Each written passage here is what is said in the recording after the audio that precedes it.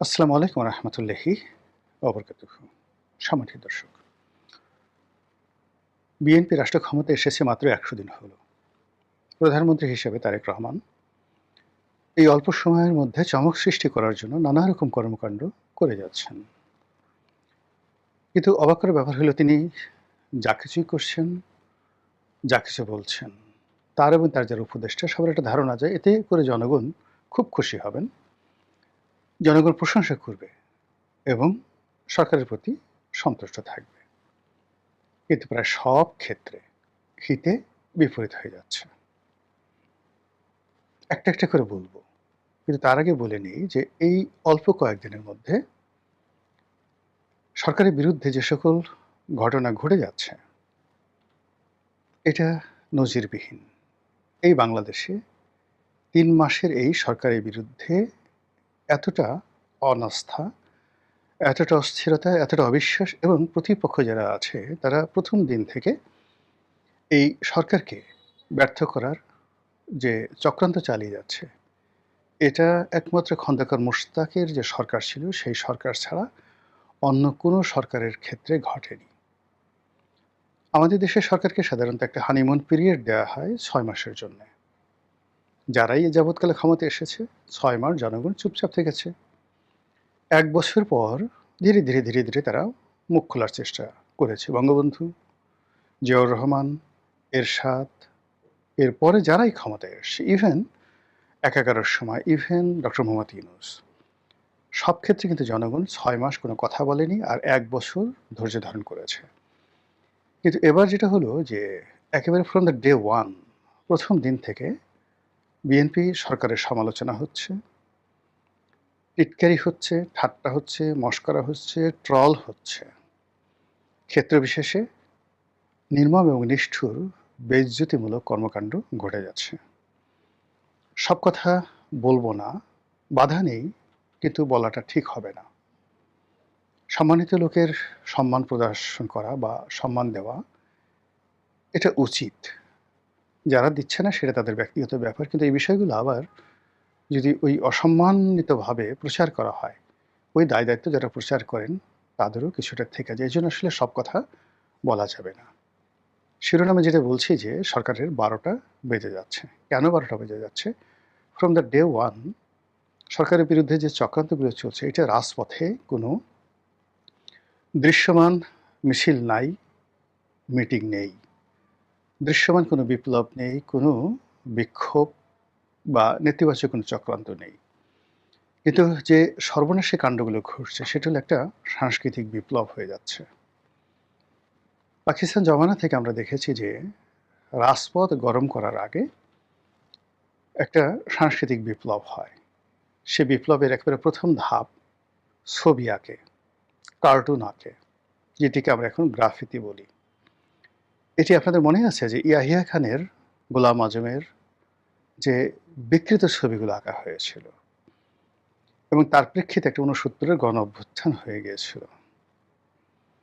আপনি যদি এরশাদ সাহেবের বিরুদ্ধে দেখেন, তার পতনের আগে তাকে কেন্দ্র করে গান হয়েছে, গ্রাফিতি হয়েছে, তার অনেকগুলো বাজে উপাধি হয়েছে।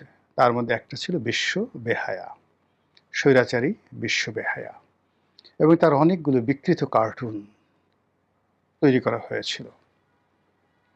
একইভাবে পরবর্তী যে সরকারগুলো, ধরুন সেই যে ২০০১ সন থেকে ২০০৬, সেখানে তারেক রহমান সাহেবকে, হাওয়া ভবনকে এবং আরও সংশ্লিষ্ট অন্তত ১০ জন লোককে যেভাবে পোর্ট্রেট করা হয়েছিল সেটি বিএনপি সামাল দিতে পারেনি। আওয়ামী লীগের অবস্থাও একই। সেটা ২০০৯ থেকে একদম যাকে বলা হয় ২৪ পর্যন্ত, কিংবা ৯৬ থেকে ২০০১ পর্যন্ত। প্রতিটি সরকারের পতনের আগে একটা সাংস্কৃতিক বিপ্লব হয়। ১ম এ ছবি আঁকা, এরপরে গান রচনা, এরপরে নাটক, এরপরে কবিতা, এরপরে রাজপথ গরম হয়ে যায়। তো সেই দিক থেকে আপনি চিন্তা করুন যে এই মুহূর্তে গত ১০০ দিনে, যেটা ডক্টর মোহাম্মদ ইউনূসের প্রথম ১ বছর হয়নি, কিন্তু বিএনপির প্রথম ১০০ দিনের মধ্যে ইন্টারনেটে গালাগালি, তার পরিবার পরিজন, তার মন্ত্রী পরিষদের পরিবার পরিজন, তার একান্ত প্রভাবশালী যারা লোকজন রয়েছেন তাদেরকে কেন্দ্র করে নানা রকম দুর্নাম, বদনাম, এআই ব্যবহার করে বিভিন্ন রকম বিকৃত ছবি এগুলো বাদ দেন। কিন্তু যেগুলো intellectual property, সেই intellectual property গুলো এখন রীতিমতো ভাইরাল হয়ে পড়েছে।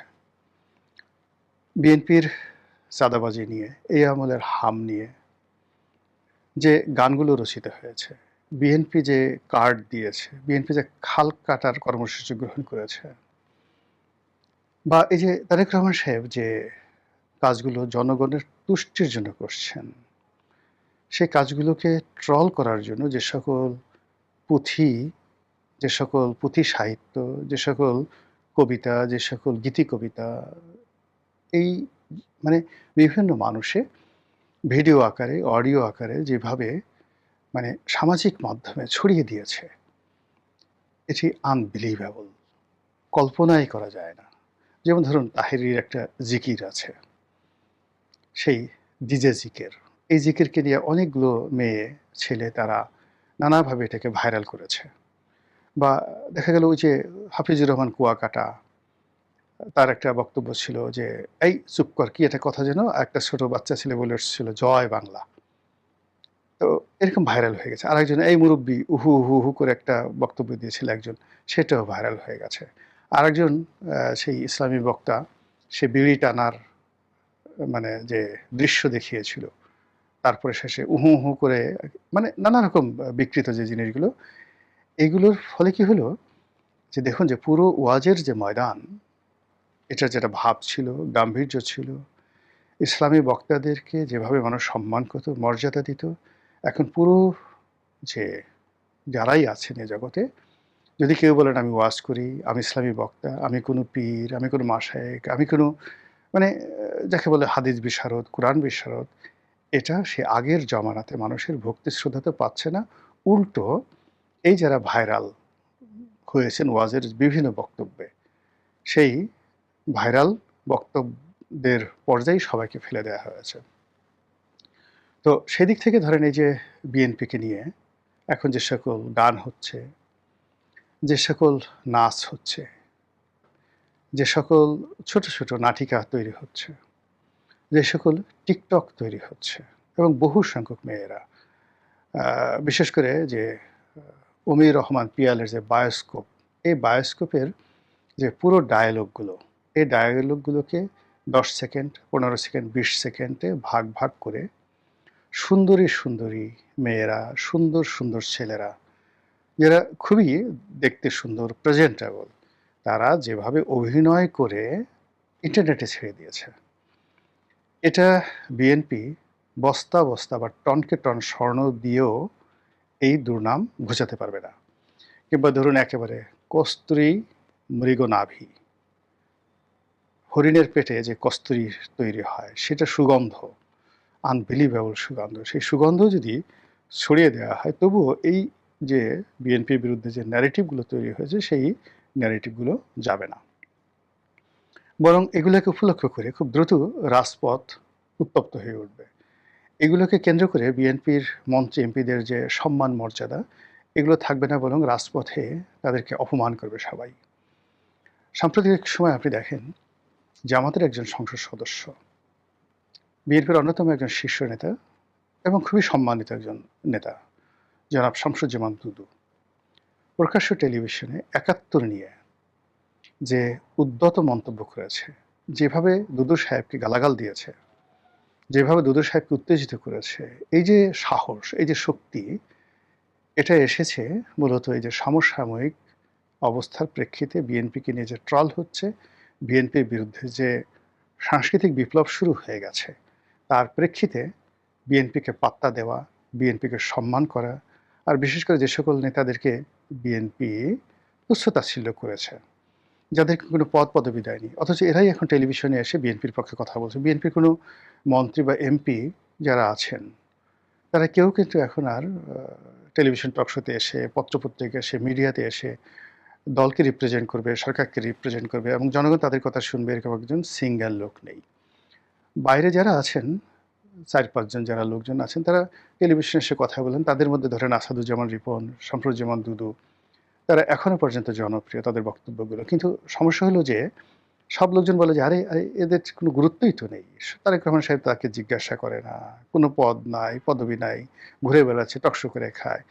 একে গালি দেওয়া তো অনেক ছোট বিষয়। তাকে গলা ধাক্কা দিলে বা সে কি করতে পারে? তাকে যদি ঘাড় ধাক্কা দিয়ে টেলিভিশন সেন্টার থেকে জামাতের লোক কোনো কেউ বের করে দেয়, তাহলে শামসুজ্জামান দুদুর কি করার আছে?" তো এই যে দেখুন যে পরিবেশ এবং পরিস্থিতি ডে বাই ডে নিয়ন্ত্রণের বাইরে চলে যাচ্ছে।